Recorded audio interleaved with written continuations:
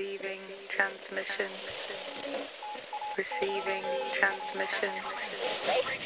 Receiving transmission.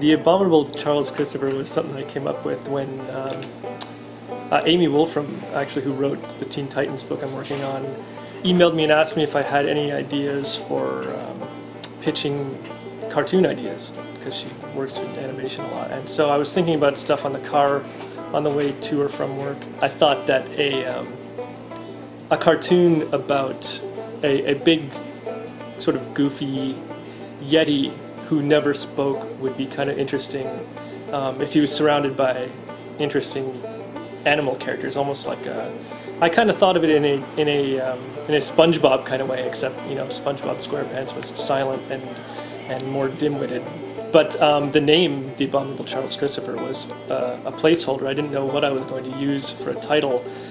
I just knew that I wanted something that sounded like sounded a little poncy, sounded like a spoiled kid who was, you know, who was left in the wild and grew up to be a, you know, a dopey Yeti.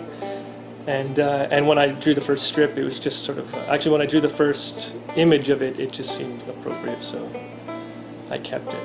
I don't know from week to week what I'm doing. I have kind of an idea of where the story is going. At its core, it's ultimately will be a kind of a skewed retelling of the Gilgamesh epic. But I don't know how I'm going to get there, and I only have a very vague idea of who some of the other characters might be. Right now I come in on Saturday and sit down and just draw whatever amuses me, you know, that day, and that's what the strip ends up being. I like doing I like drawing a lot of different animals, and that's kind of a good excuse to do that.